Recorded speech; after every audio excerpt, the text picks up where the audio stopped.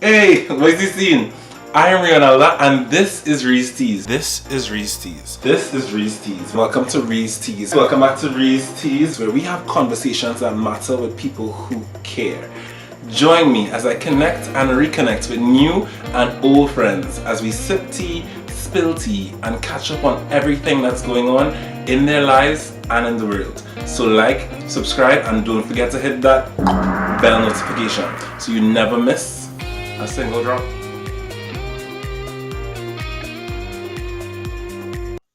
Hi guys, and welcome back to Reese Teas, where we have conversations that matter with people who care.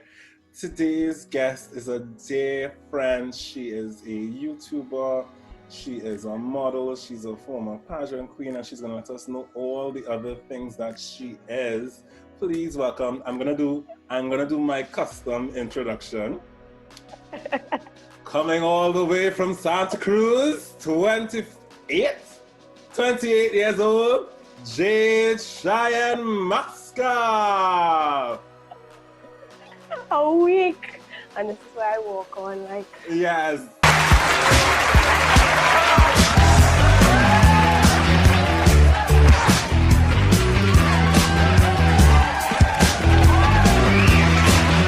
Because you know that's the project announcement. Yes, that is it. And you walk on and you stand with your little tea stand. It's your tea stand. You say, hello, I hail all the way from the hills of Santa Cruz. Here you have to add that extra. Add that extra to the end. I'm from Santa Cruz. From Santa Cruz, eh? Santa Cruz. Santa. Yeah, no, it's not Santa, it's Santa. Because you know, it's come to my attention that some of you. So Jade, I'm so happy to have you on, and you are one of the people. I'm so happy to be here. Thank you, because when I think about when you and I we spoke earlier this week, and I realized that when we had the conversation of me even starting a channel and coming onto it, it was almost a year ago. Yeah. Yeah. So pretty much. Pretty roughly a year ago. It was October. It was October, right? On September, almost done. So when I finally sat down with my little notebook, with your name up here, and finally decided to make it happen, you one of the people who I knew I wanted to talk to early. Now, just for the record, you will be back as long as you want to be, right? But hey. I knew I wanted to have Jade on early because Jade in the thing in my head for a year now. Yeah, and I appreciate that you are a woman of your word because you were interested then, and when I reached out to you to come on now, you were like, when? Well, yeah, duh. Yeah. I mean, how long I say you need to do this? How long? This is true. You one of the friends who've been encouraging me, so finally I'm here, and my question is, you are somebody who you've been doing it. What I in another video, like I kind of go through my thought process about like all the trepidation that kept me from doing it. What made you start your YouTube when you did? Well, my start, it wasn't like, I woke up and I was like, I'm going to do this today. And I just started off hot and sweaty and I was consistent. It's not like that. Like, my start was like, I would say a year in the making. I'll post one video and then 6 months later, I'll post another video. And it really was me wanting to start a YouTube video since I discovered YouTube in Form 3 or Form 4 with Charlie the Unicorn. And if you remember that, back in the day, just have this animated. Jade, you are aging us. You are aging. Well, when content on YouTube became a thing, I wanted to, but I just didn't have the resources and I didn't even have the bravery. Like, you know how Trinis could be, right? You started to think, oh, who she feels she is, what she feels she's doing, that kind of talk. And even though you is the Princess Margaret. Charlotte Cara, she feels she's sick. Yes, she feels she's a YouTuber. What's she doing, So I was afraid of that talk even before starting. So it took me graduating university and being like, what am I going to do now? Like, I need a creative outlet. I want to do this thing forever. And that is what pushed me to start now, because I was at a point I think I told you this before, where people don't talk about the point you reach like in your mid-20s. Sometimes you find yourself in a place like, okay, what next? Yeah, Your whole life probably builds up to studying for a particular degree, right? You do your degree, you get a job, then what? Trust me, I understand that. Because everybody talks about that midlife crisis, but once it is, there's something that happens in your mid-20s where if everything goes according to plan, because we can also talk about what happens when things don't go according to plan. when things don't go according to plan, there's this point in time where you get to where all the boxes are ticked, and then you're just like, no. Well, what do we do? No, what? Yeah. Crack up and make some trend. No, there's more to life. And I feel like we don't talk about that, you know, like, yes, okay, you wanted this big job. You're an accountant, you're a doctor, like some people, you know, but then what are your other passions? Like I feel like we don't always give young people the room to explore, like what else they could be in their lives, like the hobbies and stuff. Well, that's not part of the narrative that you're fed. You go to school, you get a good job, you get good, so you go to school, you get good grades, you get a good job, you graduate, you marry a good man, you make good children, and you teach them to repeat the same. And nowhere in there, in that script that we're kind of fed, is there any talk about passions and hobbies and side things and goals and aspirations outside of the norm. Like nowhere in there do they talk about coming home from that job and knitting, or they don't talk about you and that husband going on adventures through the Congo. It's a very, very it's not like that. It's not like that. Not in the real world. Right? Well, at least for majority of people, I mean, they are the lucky few who parents encourage them to explore all facets of the personality. But I think for a lot of us, it's like you get locked into the system and the cycle of the system, and you want to do something, and then you blink your eye and you realize you're 45 with 3 children, and all of you wanted to do, you never did. And I didn't want that to be me. Trust me. And even aside from that, sometimes when you do seek those other things out, there are people who pull aside and be like, girl, you's a lawyer, we doing dancing. We don't do that here. You understand? Like, because thank you. In their mind, you can only be the one thing. What advice would you give to somebody then who wanted to not necessarily start a YouTube, but who has that thing, has that passion, has that hobby, has that idea, and they're in the what now? What advice do you have to somebody who's at that what now point? How do they go from what now to what next? I would say, first of all, be realistic, because I feel like it's all well and good to say, just go out and do it, just do it. But sometimes it's not that easy. You might have kids, you might have a stressful job that taking most of your time, you're not reaching home till 8. But I think if you have something that is on your mind, you want to be a fashion designer, that's all you think about. In the minutes in your lunch break, the minutes before and after work, that's the only thing on your mind. Well, here's what, take them minutes and make it productive minutes. If time is an issue for you, start small. Say, you know what? I'm going to take my lunch hour and I'm going to do a little fashion design. I'm going to take my lunch hour and do a little fashion course. I'm going to, instead of buying, my KFC bag, I'm going to put aside that money because I want to buy a sewing machine, because I want to start investing in my dreams and my passion. So it's not always as simple as saying go do it. Like, sometimes it takes a little planning. It takes a little bit of looking at where you are and understanding that you can't just switch lanes just so. I love that you say that, because a lot of the I don't know if you looked at those videos when you were starting, but like even when it comes to starting a YouTube, a lot of the videos, like in their advice, like the top 5 things when starting a YouTube, a lot of them hits you with that just do it narrative. Just do it. Oh gosh. And it's cute in a bubble, but it doesn't make sense in real life. So like you, for me, like saving to make it happen was very important for me. Just because I wanted to have like the right equipment to do it right. And like you were saying, like even with fitting things in, like I got off work 8 o'clock this morning.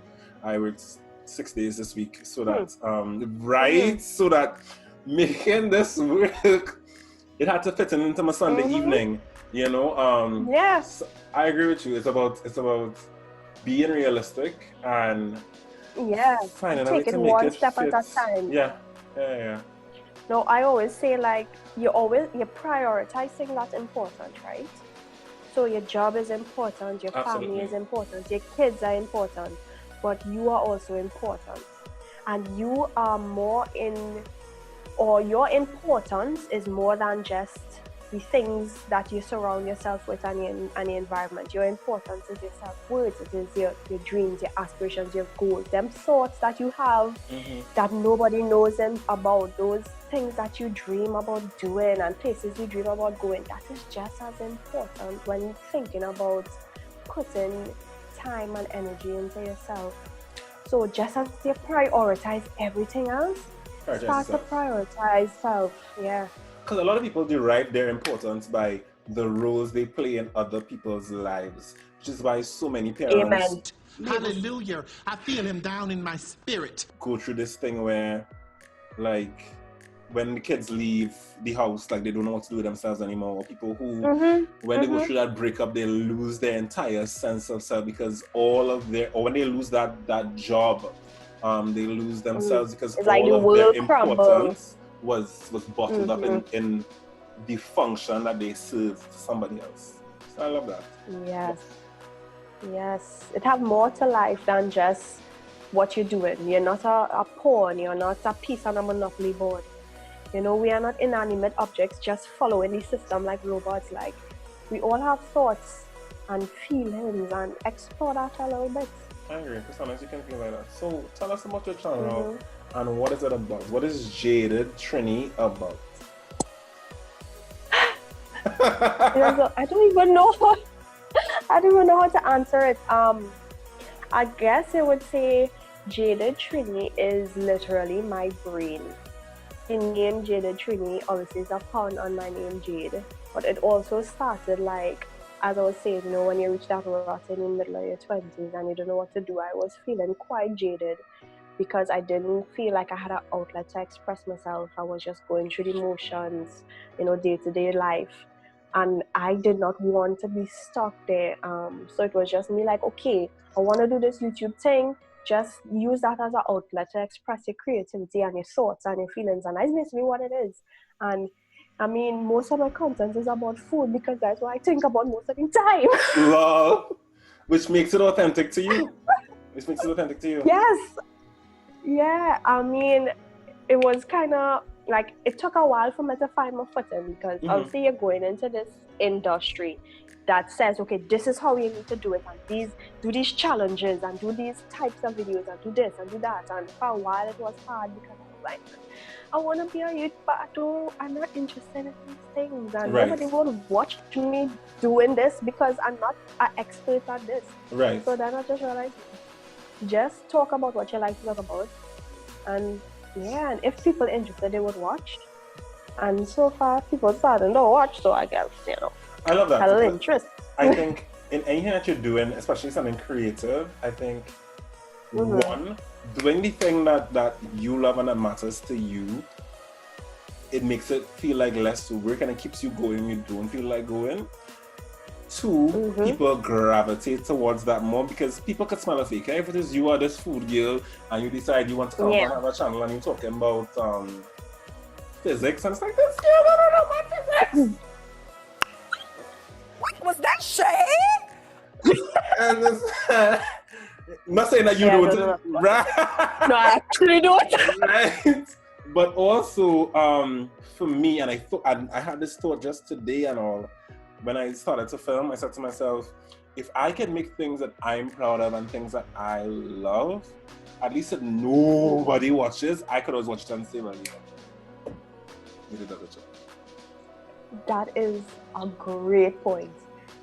That is, because that is so true. Like, at the end of the day, you would have 0 views, right? At the end of the day, if you're proud of that piece of work, you're proud of that piece of work. Absolutely. Point blank, period. And that needs to be enough. And if you can't appreciate the nothing, you will never appreciate when you start to get, yeah, that is true. Because then it'll never ever be enough. It'll never be enough. Never. No, I have my little notebook here, which is how I sit down and I think. Sometimes when I'm exercising, if I have my phone, like ideas will come to me and I'll jot it down in my notes. What is your creative process like? It's very random, for being honest. Like, because my videos are so based on just literally what I think and feel. So if I would see, okay, I have this bottle of water here, right? I would see this bottle of water and I'd be like, water is just water. Why it has so much brands of water? And then I might think, I wonder if all water tastes the same. That's your next video. That's your next video. Hey, that's your next video. And that is exactly how it goes. And obviously, I don't always, because I work full time, I don't have the time to just go and buy a whole set of water and sit down and drink it from the camera. So I use Google Keep. So you have your notepad. I use Google Keep because I always mashing up my phone, right? So I have a new phone every year. Yes, that's wrong. I don't know. But with Google Keep, I could keep the notes. I would just write down the idea. And if I ever feel like, I wonder what I want to film, I could always go back in my notes or something that's a question that pop up in my mind that I want to investigate, and it's always there. So, because I would lose a book. I'll lose my phone, I'll lose a book. But I love that. I'm so old in my mind because even like when I go to the grocery with with one of my neighbors, I have a paper and I'm like taking off and she's like, no, you could do this on your phone, right? I was like, yeah, but I don't know, Jade. There's something about pen and paper. We're so accustomed. Yeah. I will use the phone if I am working out because there's no pen and paper for me to use in the gym. But even then, that idea will come back home. For example, like I teach spin class, and this is like a playlist that I will go and put into virtual DJ. But again, like these songs, like I know I could just like put all these songs in a folder. Yeah. But I have to write it down. As you said though, because I will say I've never lost a book, but I have lost a couple of grocery lists. I've lost a couple of grocery lists. Yeah, so listen to me. Anything is, I love notebooks too. I actually collect notebooks because I love notebooks. But there's the thing right now, being real honest, right? There's one notebook I have. Oh, there's another notebook I have. Nice. Yeah. Another notebook here. Because for some strange reason, I can never write in one notebook at a time. Understood. And I have everything all over the place. So at least when I do it like on my phone, I know where to go look. Because sometimes I feel like, oh gosh, I had this great idea. Which notebook is it? Understood. It's a real struggle. Understood. So just to take a spin from there, you are a retired / former pageant girl. You are a former Miss Universe, yes?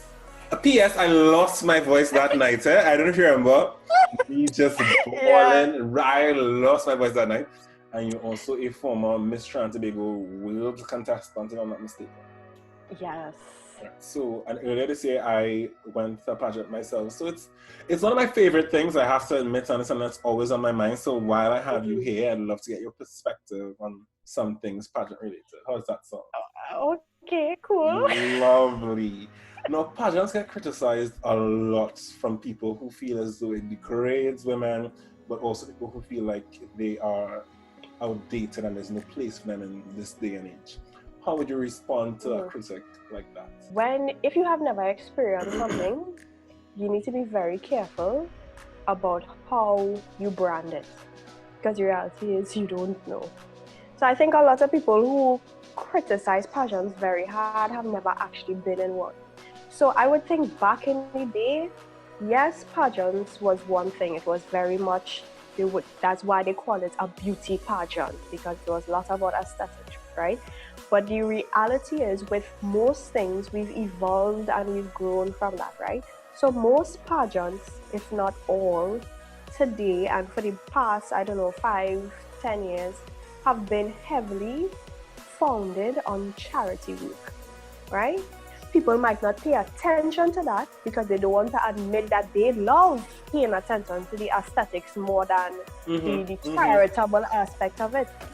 But that is a heavy portion. That's why there's Miss World, there's Miss Earth. Miss Earth is about, you know, caring for the environment and stuff like that. Each queen has to have something from their home that drives them to give back to the community. So it's kind of like, I think pageants are evolving with the times, and to completely throw it away without maybe you yourself entering one and seeing what the experience is like, because I'll be real, it takes a lot out of you. It does. Takes a lot. It does. Because you're not just maintaining the aesthetics, which is what people love. Let's be real. People love seeing the glamour and the glitz. But it's also about having yourself in check. Whatever charity work you're doing, it has to be real. It has to be authentic. You have to devote your time. You have to learn. You have to travel. You have to be vulnerable. You have to be educated. Absolutely. You have to know about world events. So it's an immersive experience. It is.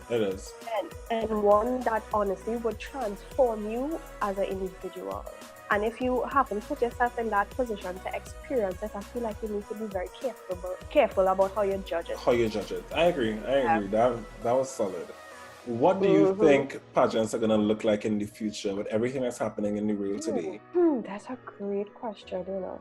Well, that's what I'm asking you. I have no clue myself. I don't know, because I feel like the natural thing, just based on the climate, you know, because if we're speaking about the stereotype of pageants and aesthetics, and we also have the conversation about body positivity and accepting yourself as you are and not necessarily having to fit a mold. So my natural inclination would be like, to have more inclusive pageants. But in the same breath, that is already happening now. There's Mrs. Universe for women who are married and have kids. There's plus size Miss World and Miss, you know. So there's male pageants, you know. So there's drag queen pageants. Yes, there are. So it's almost like, even though I want to say, you know, naturally for it to be more inclusive, what I would spin that into saying, I wish the media would pay more attention to pageants that are not the stereotypical ones. Oh, that's amazing. So that people will be more aware of the variety that already exists, because the future that I'm asking you about exists, it just isn't exposed. I love it. I trust me, I know that, because when I told people I was entering a male pageant, first of all, most people like a drag queen pageant? No. I was like, no.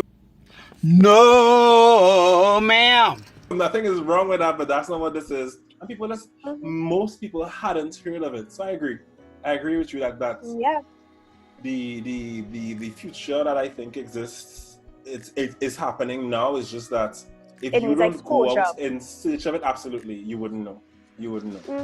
And it ties into the climate now, because a lot of the things that people protesting and being vocal about is things that's been happening, you know.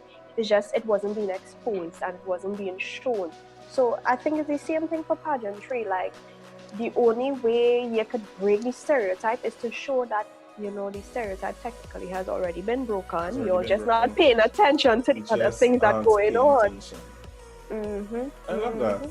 I love that. That's the pageant training. Yeah. All right, Jade. So we're gonna switch to another segment now. I'm gonna make you pick between two things. Greetings, Earthlings. This is Reon from the future, who decided to listen to your feedback and break up long interviews into multiple pieces. Part 2 of my interview with Jade-Cheyenne Mascall comes out on Tuesday, where I make her choose between two things. So if you want to see that, like, subscribe, and hit that bell notification so you never miss a single sip of Ree's Teas. See you then. Bye.